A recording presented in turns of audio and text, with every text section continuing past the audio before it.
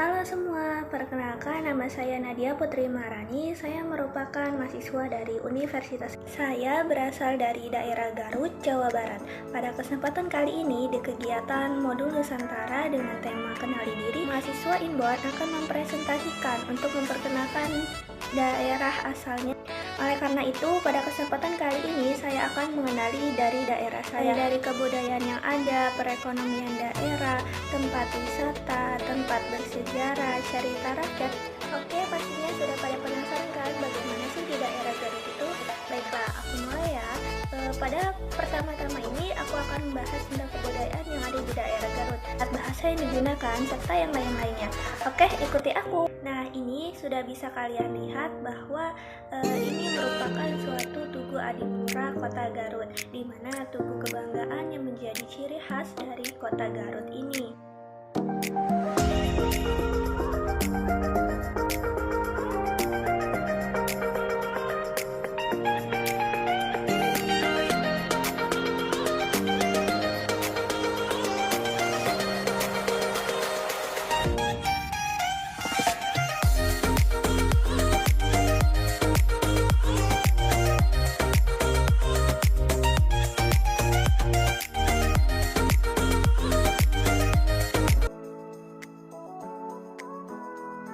Kebudayaan dan adat istiadat Garut, Jawa Barat. Kota Garut merupakan suatu daerah yang bersuku Sunda atau kelompok etnis dari bagian barat Pulau Jawa. Di Indonesia sangat beraneka ragam sekali kebudayaan. Sebagai wujud cinta tanah air, penting sekali untuk kita mengetahui budaya-budaya yang ada di Indonesia, salah satunya Garut. Menurut hasil survei, suku Sunda merupakan etnis terbesar kedua yang ada di Indonesia. Nah, yang pertama, saya akan mengenali kepada kalian tentang rumah adat. Rumah adat yang ada di Garut ataupun Jawa Barat ini secara tradisional ialah berbentuk panggung atau rumah panggung dengan ketinggian 0,5 sampai 1 meter di atas permukaan tanah. Masyarakat Sunda juga mempunyai fungsi simbolik dari rumah panggung dan membaginya menjadi 3 bagian, yaitu yang pertama ada buana nguncang atau luhur, yang kedua ada buana larang atau handap, dan buana pasca tengah atau tengah-tengah. Hal tersebut diartikan bahwa dunia tengah adalah pusat alam semesta dan manusia tinggal di sana. Sebab itulah manusia harus bertempat tinggal di tengah-tengah, bukan ke dunia atas atau langit dan ke bawah atau bumi. Nah, ini merupakan suatu contoh gambar rumah adat Sunda. Selanjutnya ada pakaian adat. Oh iya teman-teman, Kota Garut atau Jawa Barat juga memiliki pakaian adat yang khas loh, yang disebut kebaya. Kebaya ini dipakai pada saat acara-acara besar tertentu, seperti upacara pernikahan, unduh mantu, serta siraman. Bukan hanya kebaya saja, tetapi Garut juga memiliki ciri khas batik Garutan. Batik yang menjadi salah satu ikon kota Garut, di mana pakaian adat tersebut mempunyai corak yang sangat khas dengan tampilannya yang indah dan menarik. Terdapat makna alam yang tersimpan dalam setiap ukirannya, karena sejak dahulu masyarakat Sunda memang sudah terkenal akan ketertarikannya dengan alam.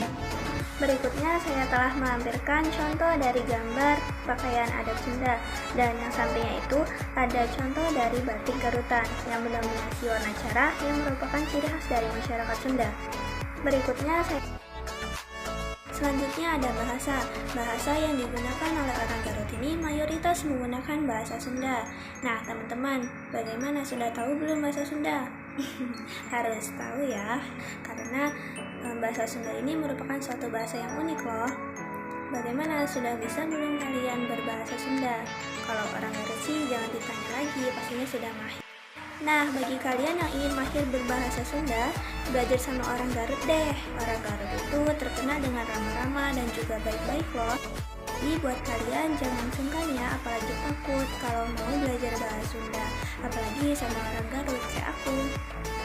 Kali ini aku akan memberikan beberapa contoh dari kata-kata yang dapat dipakai sehari-hari di dalam bahasa Sunda. Yang pertama itu ada saya. Saya itu bahasa Sundanya urang ataupun kita ataupun kami itu arurang. Selanjutnya ada kapan. Kapan itu iraha. Kemudian ada bagaimana. Bagaimana itu kumaha.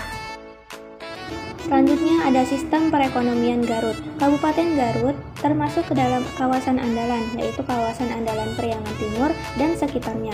Dengan sektor unggulan pertanian tanaman pangan, industri, perkebunan, dan kehutanan, serta juga pariwisata.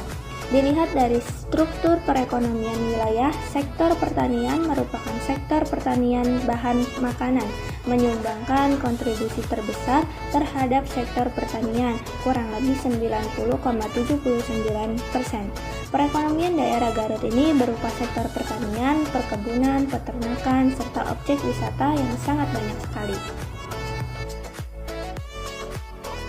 Selanjutnya ada ciri khas makanan dari daerah Garut. Garut yang memang terkenal dengan kuliner dodolnya. Makanan satu ini sangat cocok untuk digunakan sebagai buah tangan. Di daerah Garut ini, dodol memiliki banyak sekali rasa serta brand yang berbeda-beda. Dodol Garut yang memiliki banyak rasa, wisatawan ini akhirnya sangat mendominasi menyukai rasa manis serta lezat. Dan juga memiliki banyak varian rasa, kamu bisa memilih sesuai dengan selera yang kamu inginkan. Selanjutnya ada burayot. Burayot adalah suatu makanan dari daerah Garut yang memiliki bentuk yang unik. Adapun bahan yang digunakan untuk membuat burayot ini, yang pertama ada gula merah, selanjutnya dipadukan dengan tepung beras, serta santan. Nah, ini contoh dari dodol piknik Garut dan juga burayot. Kalian sudah pernah makan belum nih dua makanan khas dari Garut? Kalau belum, yuk ikut aku nanti pulang ke Garut.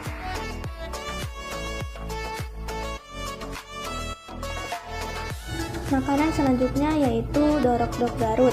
Dorok-dok ini terbuat dari kulit sapi. Pengolahannya menggunakan beberapa rempah dan tidak menggunakan bahan pengawet sekalipun. Nah, kemudian ada sambal cibiuk Garut.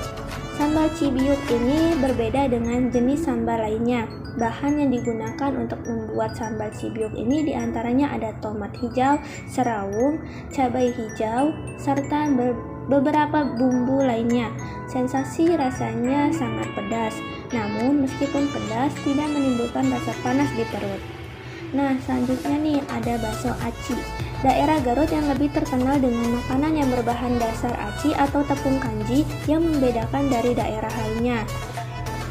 Banyak sekali makanan yang berbahan dasar tepung kanji yang menjadi ciri khas jajanan di Garut ini, seperti bakso aci atau kerap disapa bacil.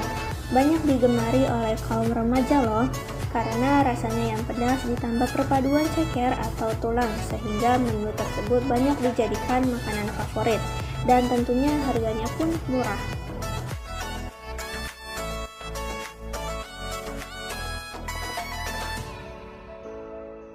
Selanjutnya saya akan mengenali kepada kalian wisata yang ada di daerah Garut. Tempat wisata di Garut memang tidak ada habisnya jika dibahas, karena suatu kabupaten yang ada di Jawa Barat ini memang sudah dikenal memiliki wisata alam yang indah dan banyak sekali.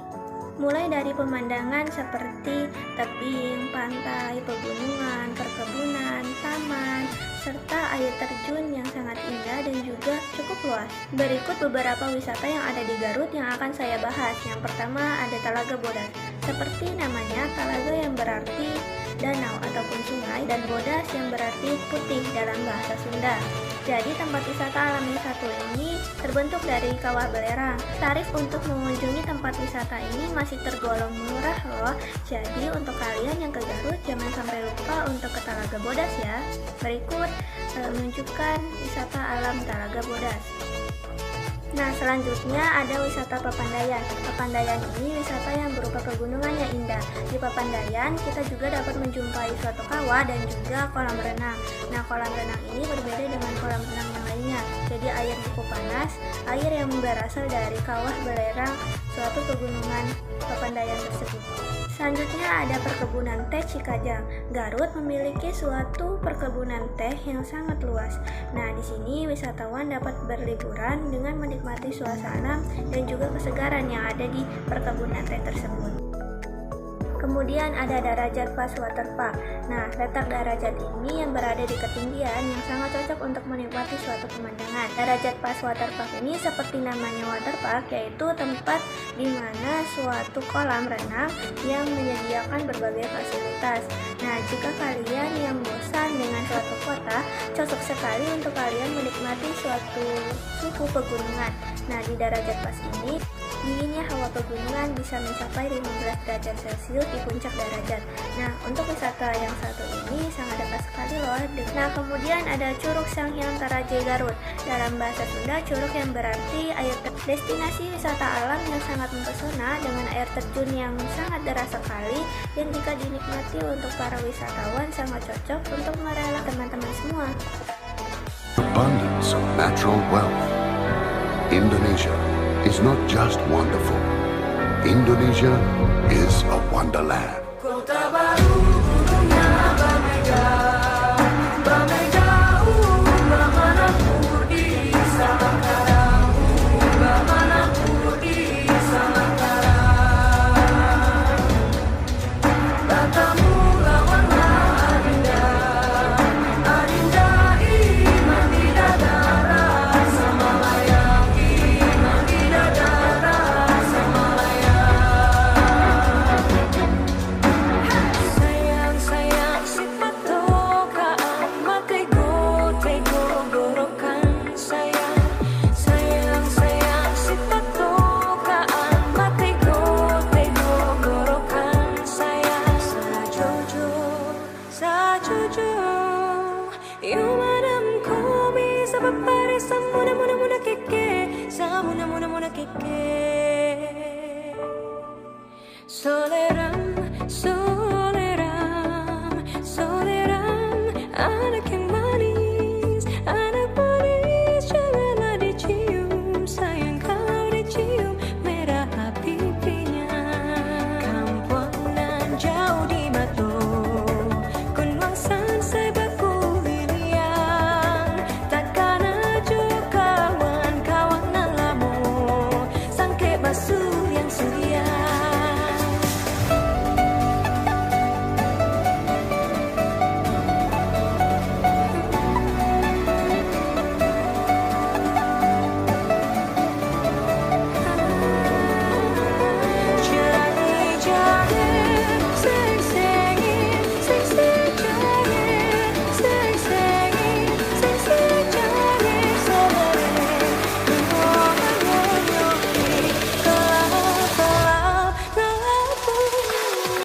Kemudian ada cerita rakyat dari Garut, Jawa Barat.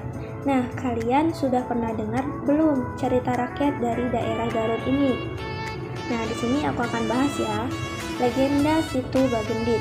Situ Bagendit atau dalam bahasa Indonesia yang berarti Danau Bagendit merupakan salah satu danau yang ada di daerah Garut, Jawa Barat. Situ Bagendit tersebut diambil dari nama seorang wanita tua yang bernama Nyai Bagendit. Pada zaman dahulu di desa tersebut hiduplah seorang wanita bernama Nyai Bagendit yang berstatus janda yang sangat cantik. Ia memiliki banyak kekayaan yang berlimpah, peninggalan dari almarhum suaminya yang telah lebih dahulu meninggalkannya, dan ia tidak memiliki anak. Nyai Bagendit ini wanita yang pelit, padahal ia adalah orang yang paling kaya di antara warga desa lainnya, serta sosok yang tidak ramah kepada orang lain.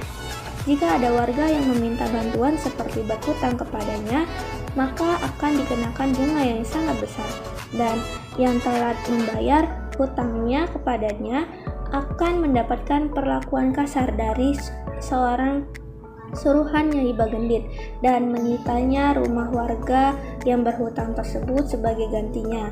Kemudian suatu hari ada seorang kakek tua yang datang ke rumah mengemis kepadanya. Tetapi Bagendit ini dengan rasa sombong dan angkuh, ia perlihatkan bahkan ia orang kaya dan tak sudi rumah megahnya itu diinjak pengemis. Lalu Bagendit mengusir pengemis tersebut. Sang kakek sangat kecewa dan sedih. Kemudian ia mendirikan tongkatnya di depan rumah Nyai Bagendit sambil berkata bahwa wahai Nyai Bagendit akan menerima pelajaran dari sikapnya yang pelit tersebut di suatu hari nanti. Tongkat sang kakek kemudian dicabut dari lubang tanah, lalu muncullah air yang lama-lama mengakibatkan banjir. Para penduduk desa berlarian menyelamatkan diri dan sang kakek menghilang entah kemana begitu saja. Setelah air meluap sudah hampir besar, Bagendit mencoba meminta tolong, namun tidak ada orang yang mendengarnya karena desa telah sepi penghuni. Akhirnya Nyai Bagendit itu pun tenggelam bersama kekayaannya dan air semakin meluap dan membentuklah seperti danau. Kemudian danau tersebut diberi nama Danau Bagendit atau Situ Bagendit. Selanjutnya ada tempat bersejarah yang ada di Garut. Tempat yang bersejarah di Garut ini seperti Candi Cangkuang. Nama Cangkuang sendiri sebenarnya merupakan sebuah nama desa tempat ditemukannya candi tersebut. Dan nama Candi Cangkuang ini juga diambil dari sebuah nama pohon jenis pandan atau Pandanus vircatus, yaitu pohon cangkuang atau mendong yang banyak tumbuh di daerah ini yang biasanya digunakan untuk membuat tikar, sehingga nama candi ini dinamakan sebagai Candi Cangkuang. Sejarah dari Candi Cangkuang diperkirakan dibangun pada abad ke-8 Masehi, hampir bersamaan dengan sejarah Candi Sewu di Klaten dan Candi Jiwa yang juga berada di Jawa Barat. Candi ini merupakan salah satu candi peninggalan agama Hindu Shiva, di mana candi ini tidak memiliki relief di bagian dinding candi. Candi ini juga diyakini sebagai penghubung sejarah kerajaan-kerajaan di Indonesia pada masa lalu. Sebelumnya juga ditemukan beberapa candi Hindu yang memiliki arsitektur bangunan seperti Candi Cangkuang ini, seperti sejarah Candi Dieng di Wonosobo dan sejarah Candi Gedong Songo di Bandungan, Semarang.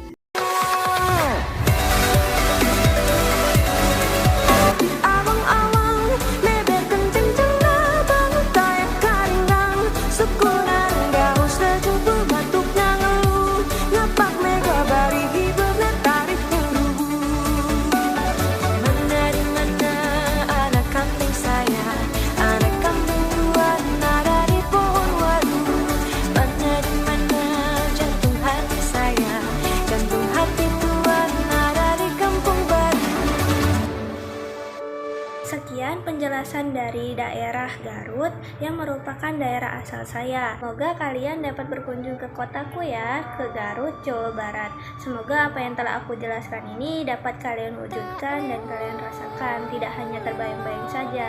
Dan bagi kalian yang akan ke Garut, jangan lupa konfirmasi aku ya. Semoga kita bisa bertemu. Aku Nadia Putri Maharani, program pertukaran mahasiswa dalam negeri angkatan 1 semester 3 dari Universitas Garut, Jawa Barat.